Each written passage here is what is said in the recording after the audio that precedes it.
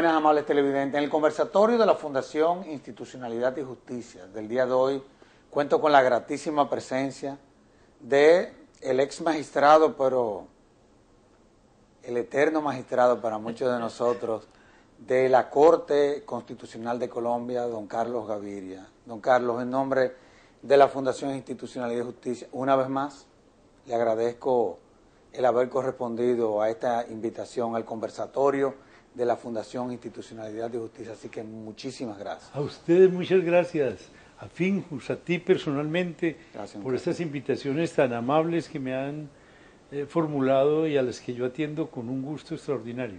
Así es. La Corte Constitucional colombiana tiene ya 2 décadas. Así es. Ya 2 décadas. Y no hay duda de que ha venido evolucionando. ¿En qué dirección ha venido evolucionando la Corte Constitucional colombiana?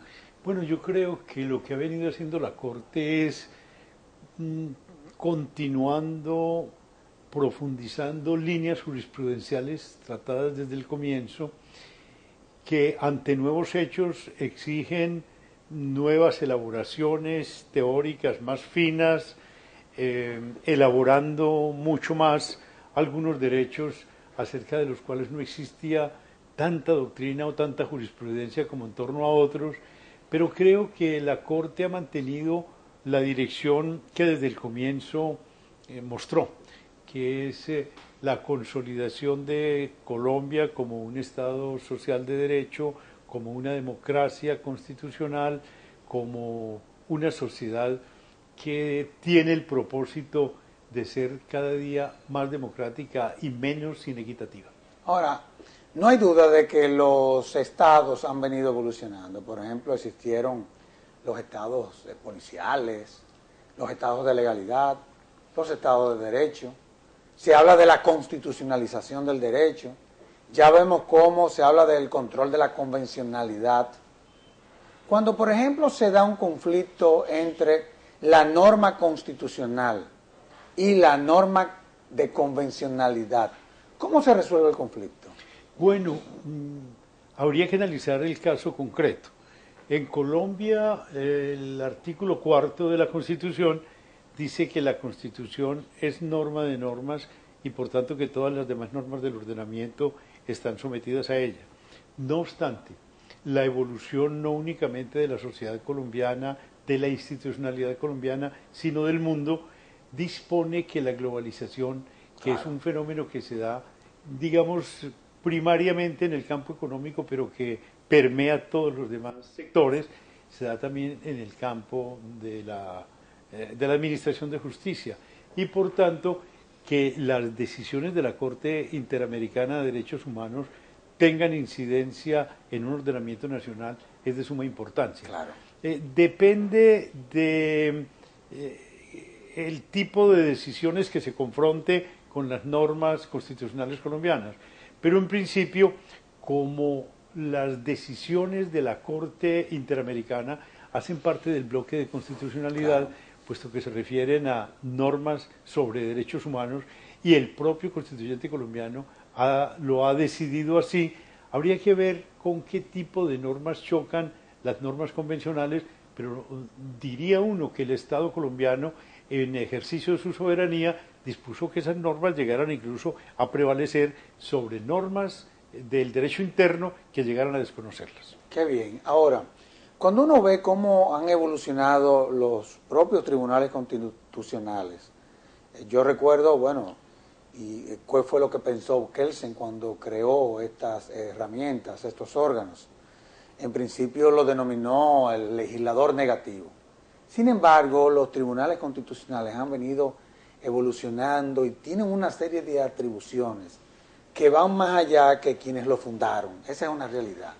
¿Qué fue lo que pasó, profesor? Bueno, han pasado muchas cosas. Me parece muy importante esa pregunta, porque Kelsen, cuando propuso la Constitución austríaca y en su polémica con Smith, reivindicó para un tribunal el control de constitucionalidad, estaba pensando en la democracia demoliberal que triunfó en la Revolución Francesa, donde la Constitución era una norma bastante estática que apenas delimitaba el ámbito dentro del cual el poder podía ejercerse legítimamente, pero con la democracia constitucional ocurrió otra cosa.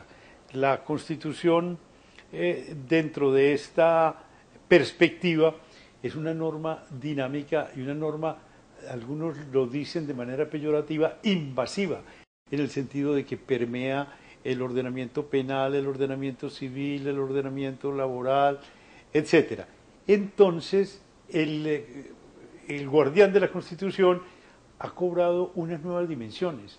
Es en este momento mucho más importante porque en ocasiones y en ejercicio estrictamente de su función, sin usurpar funciones ajenas, se convierte también en legislador positivo, cuando determina, por ejemplo, que una disposición constitucional que no ha sido materia de desarrollo legislativo, al proteger determinado derecho, debe tener una determinada dimensión.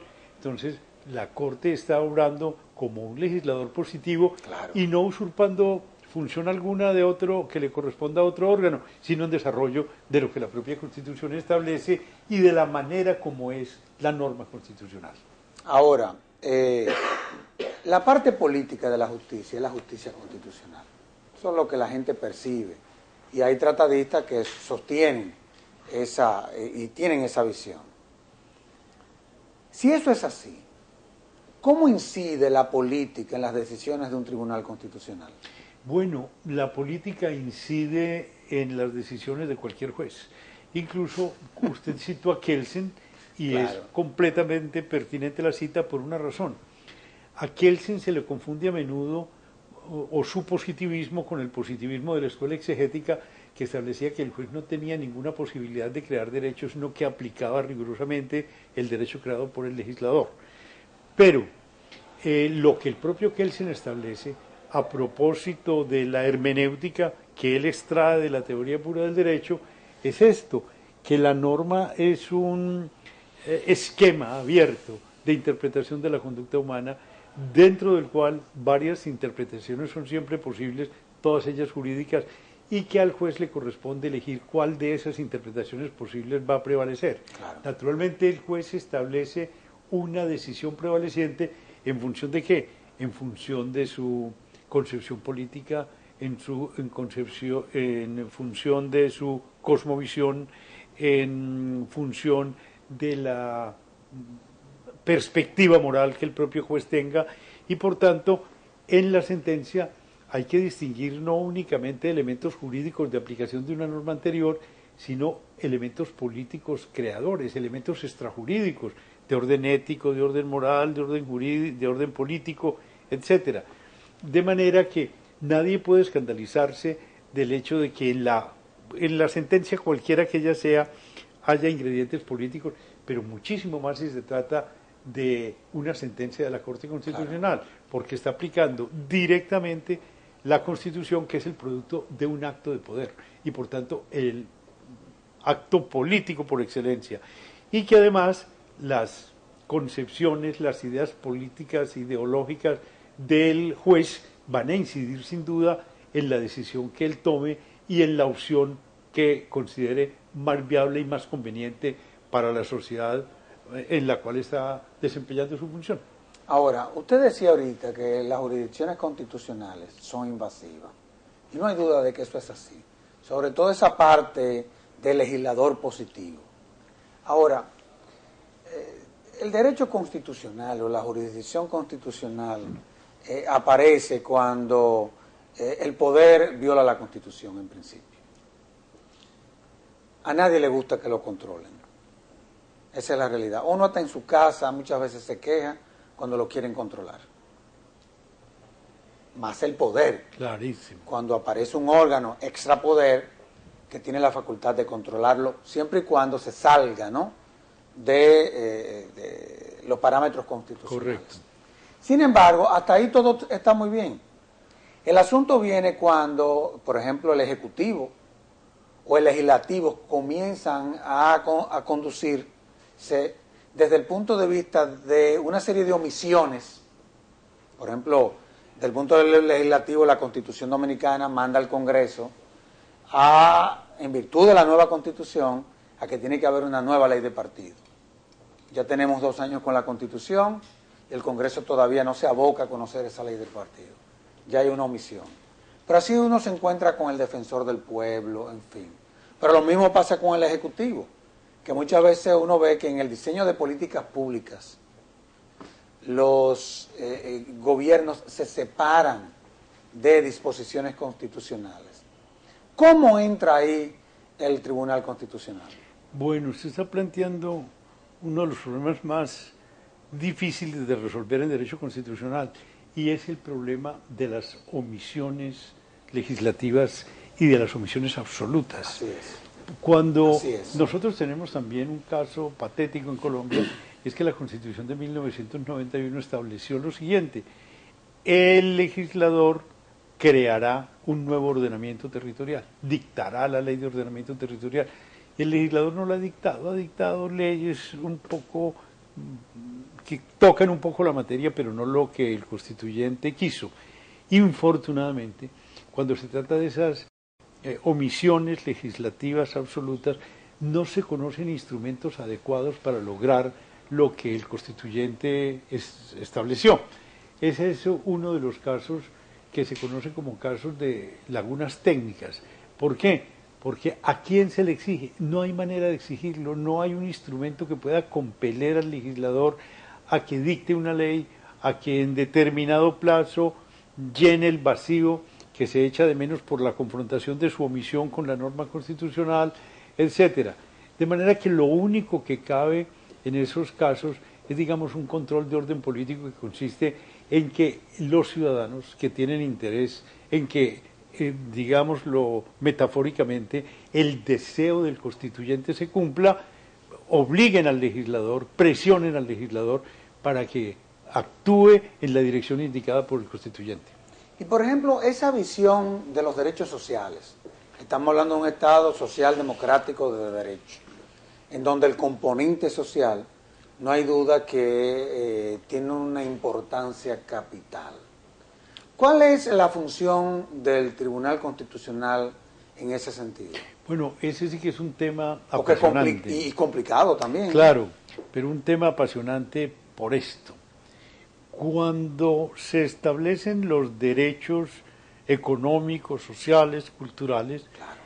y se analizan los derechos de esa categoría como verdaderos derechos subjetivos, en vista de las características que tienen las nuevas constituciones, que son normas directamente aplicables, es perfectamente posible que el legislador atienda una solicitud para darle vigencia o materializar un determinado derecho económico, como por ejemplo el derecho a la salud, el derecho a la educación, el derecho a la vivienda digna, etcétera.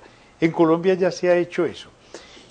Hay ya elaboraciones teóricas bastante convincentes, bastante persuasivas, muy sólidas, que muestran que los derechos económicos, sociales y culturales son auténticos derechos y que son justiciables, o sea, claro, exigibles por la vía judicial, claro, salvo que de una manera un tanto diferente a como lo son los llamados derechos de primera generación o las libertades. Le pongo un ejemplo. Cuando se establece que toda persona tiene la libertad de tránsito, entonces, si alguien interfiere en la libertad de tránsito, hay que exigir del Estado que haga cesar esa interferencia. Pero cuando se establece, por ejemplo, que toda persona debe tener acceso al servicio de salud, ese es un derecho económico, y el legislador no ha previsto o no ha provisto mejor esa directriz del constituyente, el juez puede entrar a hacerlo. ¿De qué manera? De esta manera.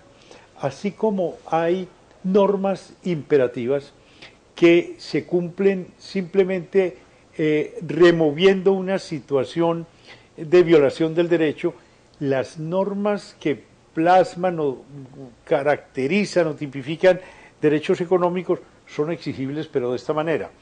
No es posible que una persona cualquiera exija, por ejemplo, el acceso a la salud. Digamos, una persona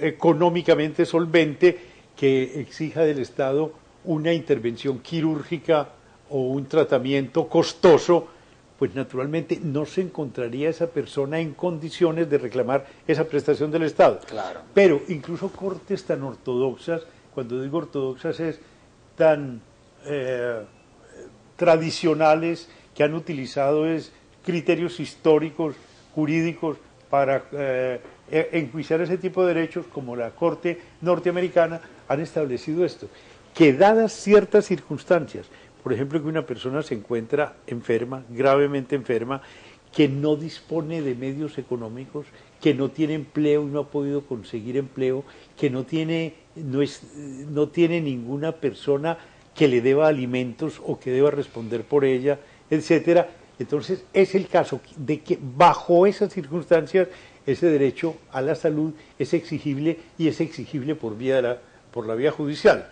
Y por tanto, pudiéramos decir, mientras que las libertades y los derechos de primera generación son la regla y solamente excepcionalmente el Estado podría dispensarse de darles vigencia, los derechos económicos y sociales son derechos de otra estirpe que, al revés, no son la regla sino la excepción. Pero los ciudadanos o las personas que acrediten que se encuentran circunstancias como esas, y esas circunstancias que les cité son más o menos las que ha establecido la Corte Suprema de los Estados Unidos, bajo esas circunstancias el ciudadano puede exigir del Estado el cumplimiento de una prestación, en este caso la satisfacción de un derecho como el derecho a la salud. Ahora, los tribunales constitucionales se están convirtiendo en garantes de derechos fundamentales. Ahora, ¿cuáles serían los retos que tiene un tribunal constitucional para convertirse real y efectivamente en garante de derechos fundamentales? Yo pienso que es el compromiso que tengan con la Constitución, la conciencia que tengan de que ellos incluso son aplicadores directos de la norma constitucional y que muchas omisiones legislativas como las que usted planteaba ahora son llenables por el propio juez sin usurpar funciones ajenas. Entonces empieza a materializarse lo que es el contenido de un Estado social de derecho, porque mientras se plasmen, mientras se establezcan en la Constitución y en la parte dogmática muchos derechos que carecen de instrumento para hacerse efectivos, estamos ante textos retóricos, pero como las nuevas constituciones le dan al juez poderes que tradicionalmente no tenía, yo creo que la responsabilidad de los tribunales constitucionales es inmensa. Son corporaciones, las Cortes y los tribunales constitucionales, que tienen muchísimo poder, y un poder que desde luego deben encauzar según los propósitos, las metas que un Estado social y constitucional de derecho se propone, que consiste en satisfacer las necesidades elementales de los grupos tradicionalmente marginados, con el objeto de que pueda decirse que el sujeto del poder es el pueblo y por tanto que nos encontramos frente a una verdadera democracia, porque mientras las personas estén en situación de hambre, en situación de desnudez, sin vivienda, sin trabajo, etcétera, es una mentira decirles que son ciudadanos y que son ellos los depositarios de la soberanía. Es necesario que la persona lo sea, y para que lo sea verdaderamente tiene al menos que tener satisfechas esas necesidades elementales, y hacia eso apunta el Estado social de derecho, y para eso el juez constitucional tiene herramientas preciosas. Definitivamente que sí. Ahora, usted ha utilizado la palabra poder muchas veces. Por ejemplo, si nos vamos a los actos del Congreso, son actos de poder. Si nos vamos a los actos del Ejecutivo, también son actos de poder. Una sentencia es un acto de poder. Claro. Pero los actos del Tribunal Constitucional también son actos de poder. Claro. ¿Quién le controla el poder al Tribunal Constitucional? Porque veo que el Tribunal Constitucional le controla el poder a los otros, pero ¿a quién se lo controla? El problema que usted ha planteado es uno de los problemas más fascinantes, diría yo, dentro del Estado de Derecho y del Estado Constitucional de Derecho, por esto. Porque justamente lo que un Estado de Derecho se propone es que no haya actos arbitrarios o actos oficiales, que todos estén reglados.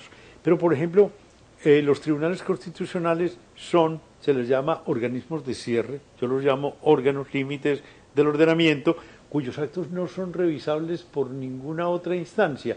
Entonces podríamos decir, estos órganos actúan conforme a derecho. Claro. Y entonces se diría, bueno, pero se está faltando a la promesa del Estado de Derecho, que es que todos sus actos estén reglados y no sean arbitrarios. Cuando el ordenamiento jurídico se acaba, y todo ordenamiento jurídico es finito, ya no existe otro órgano que revise las actuaciones de los órganos límites, entonces hay que apelar a controles extrajurídicos. Hoy precisamente hablaba aquí con los jueces de alguno que propone un tratadista norteamericano de origen alemán, Wechsler, que dice lo siguiente: esos órganos son controlables de esta manera. El control en principio es lógico, pero finalmente es ético. ¿En qué sentido? Que sobre todo cuando se trata de casos difíciles que van a resolverse en función de un principio doctrinario que el tribunal sienta, en ese momento el tribunal se compromete, digamos, contrae el compromiso implícito de fallar en función de ese mismo principio los casos futuros análogos. Y si no lo hace, entonces esa incongruencia es sospechosa. ¿Por qué? Porque la congruencia en principio es una virtud lógica. Yo no puedo entenderme con una persona que permanentemente se está contradiciendo. Ese no puede ser un interlocutor. Claro. Pero cuando la persona se contradice, está revelando además una actitud ética de esta manera. Yo tengo derecho a preguntar, bueno, esta persona que ayer pensaba de este modo, ¿por qué hoy piensa de otro? ¿No será que hay algún interés inconfesado, personal, que lo lleva a contradecirse? Y lo mismo podemos decir de los tribunales. Si la Corte Constitucional o el Tribunal Constitucional ayer falló de esta manera, ¿por qué hoy falla un caso análogo de manera distinta? Y por tanto, la credibilidad de esos tribunales depende de su congruencia lógica, porque la congruencia lógica además delata una consistencia ética, o sea, un modo de actuar irreprochable. Ya no hay más control que ese, pero cuando los tribunales constitucionales empiezan a actuar de modo incongruente, pierden toda legitimidad. Y por tanto, a pesar de que carecen de control jurídico, digamos, ese control que se hace de congruencia es un control muy eficaz. En Colombia, le cuento, hay universidades como la Universidad de los Andes, la Universidad Javeriana, la Universidad del Rosario, que tienen lo que se llama observatorios constitucionales. Y en los observatorios constitucionales, los grupos de profesores y estudiantes que cumplen esa tarea van mostrando por qué la Corte que ha sentado ciertas líneas jurisprudenciales en determinado momento se aparta de ella. Perdón. Y no solo hacen el examen con respecto a la Corte, sino a magistrados en particular. ¿Por qué el magistrado Gaviria, que ha sido tan liberal, en este caso negó una tutela y no invocó el libre desarrollo de la personalidad? Eso hace sospechoso al magistrado Gaviria. Claro. Perdón.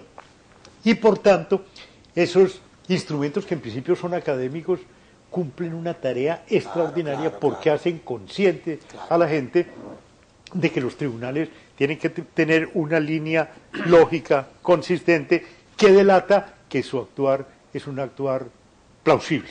Ahora, yo siempre he querido hacerle una pregunta, porque llama la atención. Cuando uno ve el modelo de justicia que tiene Colombia, Colombia tiene un modelo de justicia que se parece al modelo que tienen los franceses, tiene un consejo de Estado, en fin, en parte, no en el todo, claro que no. Cuando uno comienza a ver la justicia constitucional francesa, que es la más, o la menos como que representativa, es una lógica constitucional muy extraña, no pasa así con la justicia constitucional colombiana. Vimos cómo Colombia evolucionó de una Suprema que tenía el control constitucional a una sala y de una sala a una Corte Constitucional. La Corte Constitucional colombiana, conjuntamente con la alemana, eso no lo dice usted, lo digo yo, son probablemente las dos cortes constitucionales más emblemáticas del mundo. ¿Qué fue lo que pasó en Colombia? Yo creo que en Colombia, Servio Tulio, incluso movidos por un hecho concreto, el deseo de paz, que no la tenemos desde hace mucho tiempo, se decidió cambiar la Constitución. Y esa Constitución se diseñó, se dispuso como una serie de mecanismos aptos, idóneos para lograr la paz. ¿Sobre qué presupuestos? Sobre el presupuesto de que para lograr la paz es necesario que la sociedad se democratice, que deje de ser tan inequitativa como es, que los ciudadanos realmente lo sean, etc. Entonces, ese tipo de constitución exige un control constitucional muy diferente al control constitucional tradicional. Exige una corte constitucional o un tribunal constitucional activo. Y ese activo significa presto, dispuesto a materializar las normas establecidas en la Constitución, especialmente aquellas que configuran derechos. Y por tanto, cuando a las personas se les está reconociendo como titulares del derecho a la educación, del derecho al trabajo, del derecho a la salud, a la vivienda digna, etcétera, empiezan a ser verdaderas personas, sujetos, claro.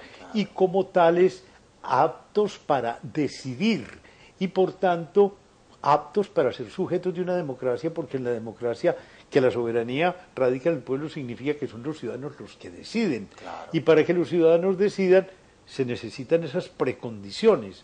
De manera que esto que con frecuencia no es visible aparentemente, puede ser fácilmente desentrañable. Colombia optó por una constitución de un molde muy distinto a la constitución anterior, una constitución menos conservadora, una constitución más dinámica, una constitución más ambiciosa en derechos, una constitución que suministra a los ciudadanos herramientas aptas para hacer materializar sus derechos, todo en función de esto. Uno se imagina que una sociedad donde la gente tiene sus necesidades al menos básicas satisfechas, donde tiene acceso a bienes tan deseables como la educación, claro, fundamental en una democracia, como la salud, esas personas están en una mayor disposición para vivir en paz. Y por tanto, creo que el tipo de constitución que eligió Colombia en 1991 se aviene muy bien con la búsqueda de ese bien de que le hablo, que a nosotros nos falta hace tanto tiempo, que es la paz.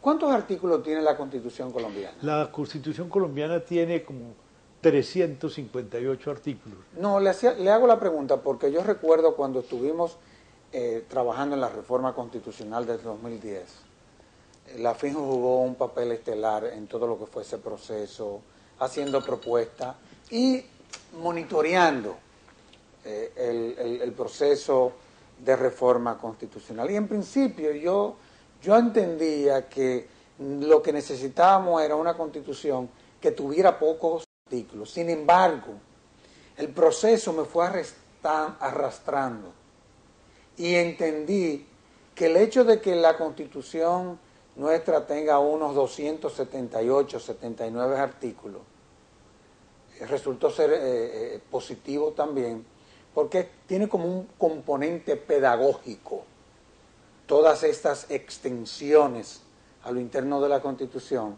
que a fin de cuentas como que el propio proceso me convenció. Eso fue lo que pasó en Colombia también. Bueno, en Colombia pasó eso, pero algo más. Yo creo que nuestra Constitución es infortunadamente muy extensa. Algún constituyente le preguntaron justamente que por qué habían hecho la Constitución tan extensa y dio esta respuesta sabia. La Asamblea, que en principio era constitucional y luego se convirtió en Asamblea Constituyente, sesionó durante 5 meses. En 5 meses se expidió la Constitución colombiana. Y el constituyente, preguntado por un periodista por qué la hicieron tan larga, dio esta respuesta sabia: porque no tuvimos tiempo de hacerla corta. ¿Qué significa eso? Que esta Constitución, así como usted lo anota muy bien, tenga vocación de ser más extensa que las constituciones tradicionales, está bien, pero esta es excesivamente larga. Y la respuesta del constituyente es sabia por esto. cuando uno tiene las cosas muy claras, ha tenido tiempo de digerirlas, las puede expresar brevemente. Pero cuando dispone de tan poco tiempo para una tarea tan ponderosa, Sí, entonces necesariamente tiene que haber mucha retórica, mucha cosa que sería deseable que se eliminara, pero que no pudo eliminarse justamente por lo que el constituyente decía, no tuvieron tiempo de hacerla más corta. Eso tiene un mensaje muy importante. La síntesis requiere tiempo. Le cuento, a propósito de eso, se me viene a la memoria en este momento una anécdota de Churchill que me parece que refleja muy bien lo que estamos tratando de ilustrar. A Churchill lo llamaron una vez de la BBC de Londres y le dijeron, queremos que usted nos dicte una conferencia sobre la paz. Y Churchill dijo, sí, con mucho gusto, pero díganme cuándo. Porque si yo dispongo de 5 minutos para dictar esa conferencia, me tienen que dar 6 meses. Ahora, si puedo hablar media hora, se las dicto por ahí en 2 semanas. Ahora, si es para hablar indefinidamente de la paz, podemos empezar ya.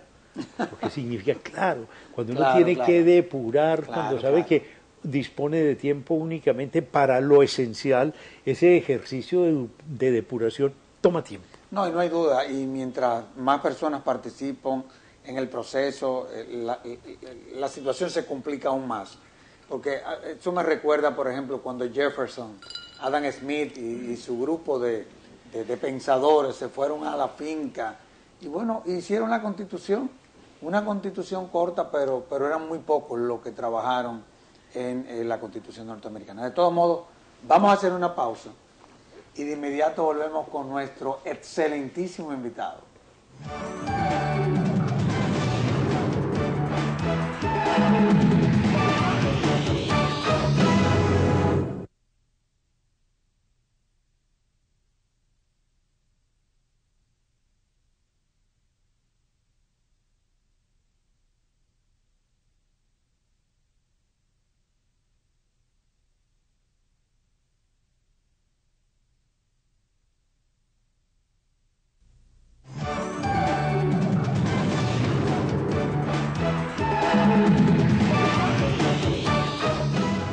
Hay un aspecto que tenemos que tratar con relación a la jurisdicción constitucional, que ya la comienzan a denominar como los tribunales ciudadanos. ¿Cómo accede el ciudadano a la jurisdicción constitucional? Esa pregunta sí que es importante, Servio Tulio.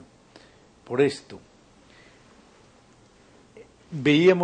estábamos hablando hace poco de lo extensa que es la Constitución colombiana. Y no solo extensa, a veces es farragosa, a veces las normas están mal redactadas. Y sin embargo, en confrontación con la Constitución anterior, que era breve, bien escrita, hay una diferencia fundamental. A la Constitución anterior no la conoció ningún ciudadano común y corriente. La conocían los estudiantes de Derecho o los especialistas en Derecho Constitucional. Esta Constitución le ha llegado a la gente, hasta el punto de que se va a reformar alguna norma, por ejemplo, relativa a la tutela, y la gente inmediatamente protesta. ¿Por qué? Porque se la ha ido apropiando. Y se la ha ido apropiando, ¿por qué?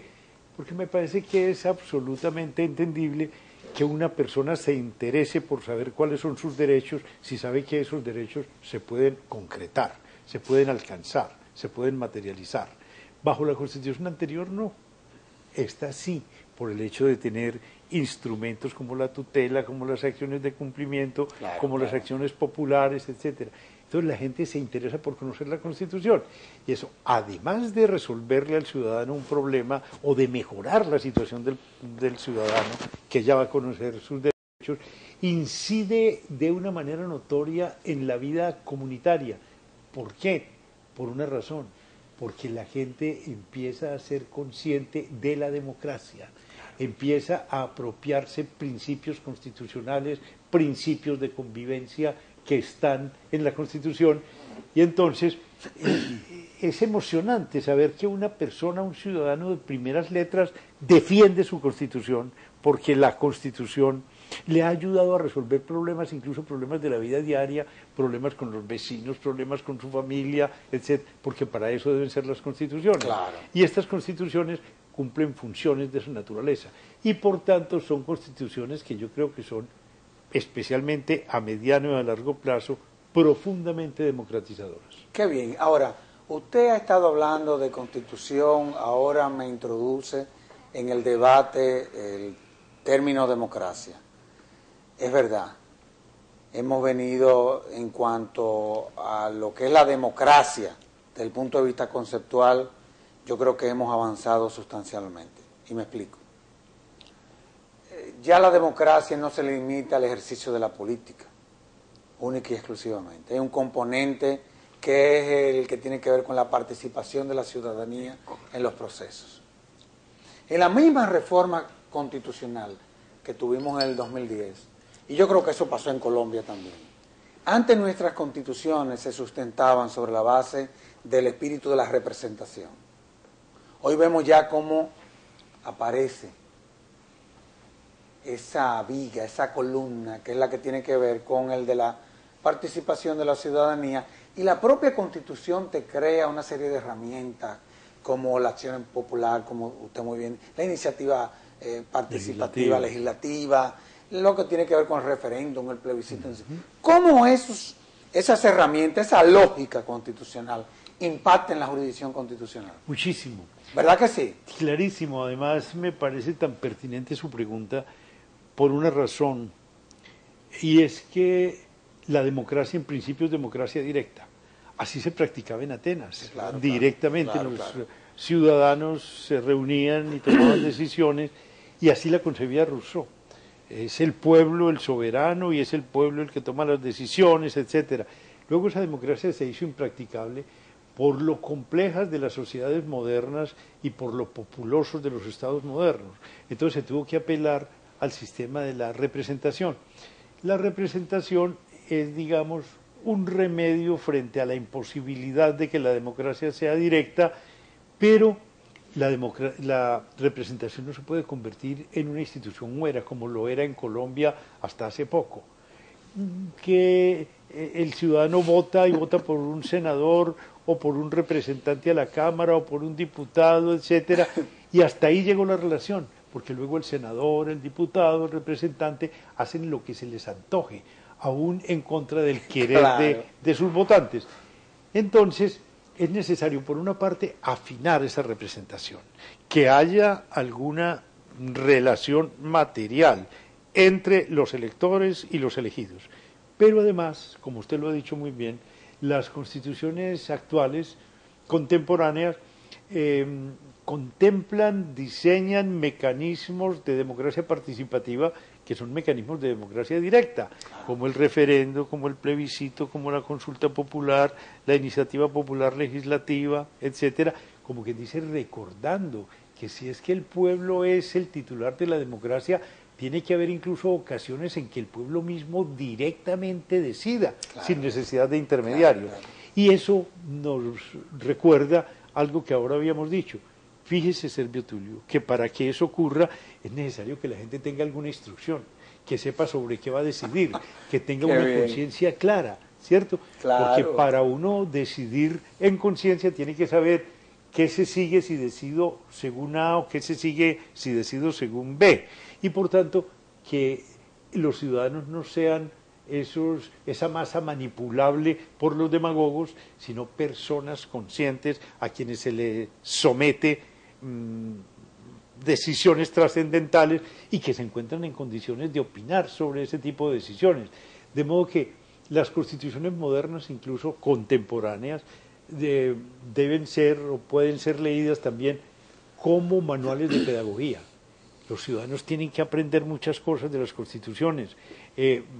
Un mundo axiológico tan rico como el de las nuevas constituciones invita a los ciudadanos a saber qué es un trato igualitario, en qué consiste la autonomía personal, etcétera, y contribuyen entonces de manera significativa a algo que no aparece de modo inmediato, sino que va desatando procesos que traen resultados de esa clase.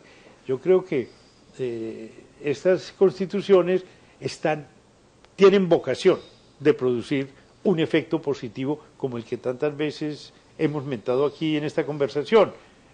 hacer sociedades más democráticas. Sin lugar a dudas. Ahora, nosotros estamos estrenando un tribunal constitucional. Es una institución novedosa, ya fueron nombrados sus miembros, en fin.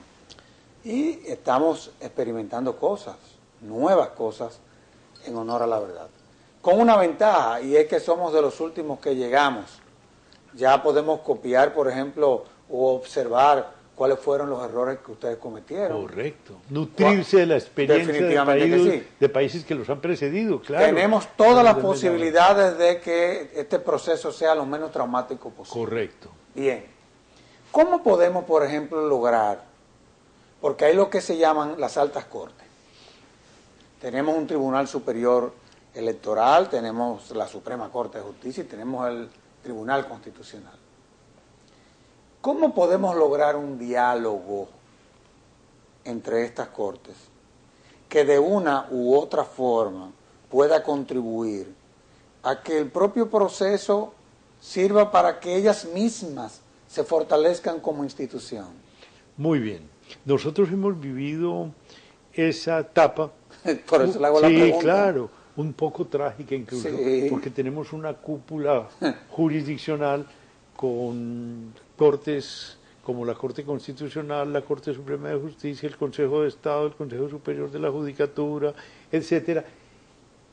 Y hay, digamos, razones para que haya fricciones entre las cortes, que las competencias no estén bien diseñadas, por una parte, y eso se puede mejorar. Pero también hay que reconocer esto, hay celos entre esas instituciones. Claro. ¿Cuál debe ser la que tenga la última palabra en determinadas materias? La Corte Suprema, la Corte Constitucional. Hay cosas que parecen hasta infantiles, pero hay gente que se molesta cuando el presidente de la República, en una ceremonia oficial, se refiere primero al presidente de una corte y no al de la otra. ¿Por qué primero la Corte Suprema de Justicia si primero debe ser la Corte Constitucional? Eso es muy humano. Parecen cosas pueriles, pero son muy humanas. Y entonces eso da lugar a ese tipo de choques. Hay, digamos, malestar, hay desavenencia entre las distintas corporaciones a ese nivel, pero sabe, la práctica va limando esas asperezas y va indicando caminos para que la convivencia sea mejor. Al comienzo había muchos más choques de trenes, como se les ha llamado allá, y veo que aquí también han recogido la expresión, pero en este momento cada vez son menores los choques en ese sentido de las distintas corporaciones. Ahora tuvimos uno recientemente en Colombia cuando el Consejo de Estado anuló la elección de fiscal que había hecho la Corte Suprema porque consideró que los votos requeridos eran más. Y entonces hay celos. A mí me llamaron estos días a preguntarme por si no hay ningún motivo para que haya celos. ¿Por qué?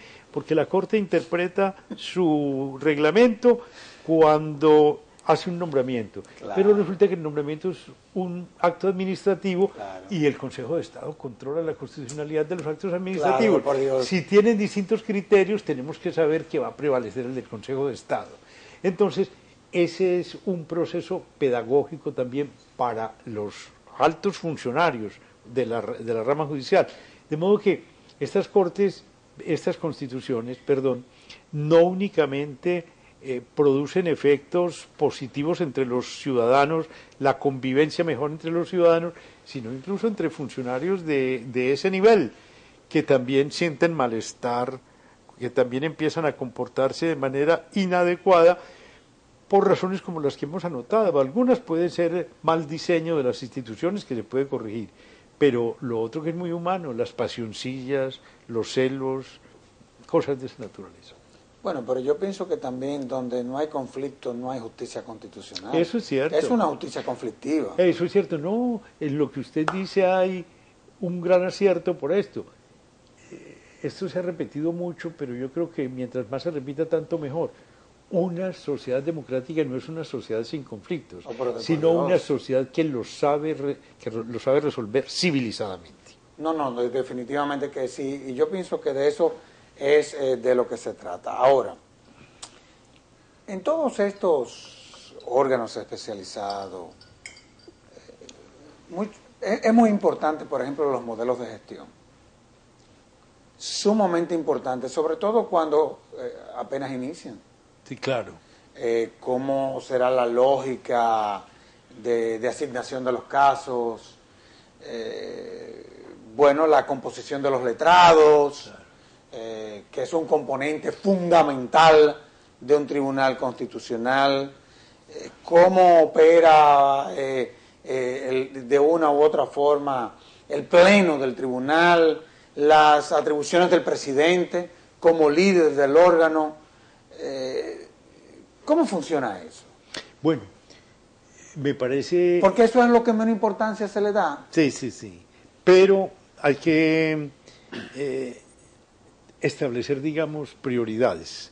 Yo les decía ahora a los jueces algo. Me encantan las preocupaciones que ustedes tienen administrativas. Incluso dicen, bueno, ¿y cómo hacemos para que no hackeen la cuenta de la Corte en Internet, etcétera? Esas son preocupaciones legítimas, ¿cierto? Y hay especialistas, hay buenos administradores, gente que conoce bien la técnica de la administración o la técnica del Internet y puede colaborar en eso. Pero les decía, tienen que jerarquizar en el sentido de que esas son condiciones que se requieren para que el tribunal funcione bien. Pero ustedes no pueden perder de vista que esos son meros medios para desempeñar una función para la que ustedes se tienen que preparar, que es pensar jurídicamente, ¿cierto? El magistrado tiene que estarse ejercitando en el pensamiento jurídico, en el razonamiento jurídico, renovando su pensamiento. Claro. Y esos son problemas trascendentales, ¿cierto? Y no se puede confundir el uno con el otro. En lo primero pueden ayudar mucho los administradores. En lo segundo, jueces con experiencia, como usted decía, personas o instituciones que tengan ya una trayectoria en ese campo que va a empezar a recorrer el Tribunal Constitucional Dominicano. Usted habló anteriormente y citó al Consejo de Estado, sobre todo esa parte que tiene que ver con la función o como jurisdicción administrativa. Sin embargo, los administrativas, ellos dicen, los administrativistas, que ellos son el derecho constitucional concretizado, dicen ellos. Sin embargo, cuando uno ve la lógica del derecho constitucional o de la justicia constitucional y la lógica del derecho administrativo y de la justicia administrativa, uno se encuentra que uno controla el poder, pero la otra es la que somete al orden a la administración. Eso parecería que es lo mismo, pero no es lo mismo. ¿Dónde confluye la justicia constitucional con la justicia administrativa? Bueno, usted ¿Y dónde se separa? Ha tocado temas de una trascendencia extraordinaria. Mire, está tocando nada más ni nada menos que este punto. Si el control constitucional tiene que estar concentrado en un solo órgano o debe estar difuso, claro, o repartido, digamos, claro, en distintos órganos. Sí, en Colombia se pensó en un principio concentrar todo el control constitucional en la Corte Constitucional, pero la tradición grande del Consejo de Estado pesó mucho y por tanto el control quedó difuso o al menos repartido, porque la Corte Constitucional controla la constitucionalidad de las leyes o de los actos que materialmente tienen ese alcance legislativo. En cambio, el Consejo de Estado controla la constitucionalidad de los actos administrativos, ¿cierto? Si eso es conveniente o inconveniente, es difícil establecerlo, pero así se estableció en Colombia y yo creo que por razones como las que le digo, el constituyente tuvo temor de tocar competencias del Consejo de Estado. Esa tarea la viene cumpliendo el Consejo de Estado, la del control de constitucionalidad de los actos administrativos, desde hace mucho tiempo y era bueno no tocarla. Pero yo pienso que se ha debido concentrar en un solo órgano, porque de esa manera se evitan más choques entre las distintas corporaciones y que el Consejo de Estado se dedique a lo suyo, que es cumplir una función fundamentalmente jurisdiccional en cuanto a los derechos que los ciudadanos reclaman del Estado cuando, por efecto de las operaciones que el Estado realiza en ejercicio de su poder, perjudica a los ciudadanos. Esa es la tarea fundamental de una jurisdicción especializada en la administración. El control constitucional es otra cosa. Me parece que el Consejo de Estado ha cumplido una buena tarea, pero que esa difusión de tareas, Atribuciones. sí, de atribuciones a dos corporaciones del más alto nivel, a veces promueve o suscita ese tipo de choques que no son deseables. Estoy totalmente de acuerdo con usted y por eso le hacía la pregunta. El programa concluyó. Muy bien, muchas gracias por... La verdad es que hemos hecho un programa interesantísimo. Le agradezco una vez más. Usted es uno de los jueces más emblemáticos, tanto en Colombia, pero también aquí en la República Dominicana. Somos de los que es de usted que más hemos aprendido, todos los que amamos el derecho constitucional, y en nombre de la Fundación, en nombre de todos los juristas que se inclinan por esta dirección, le agradezco el que me haya dado la oportunidad de hacer un programa tan fecundo como el que No, al contrario, usted hizo a en esta usted ocasión. muy amable y Sergio Tulio, a la Finjus y a todas las personas y las instituciones de Santo Domingo que han estimulado mi presencia tan grata otra vez en este país. Muchísimas gracias. Y a ustedes, amables televidentes, les decimos hasta el próximo domingo, en donde estaremos en un nuevo conversatorio de la Fundación Institucionalidad y Justicia. Hasta entonces.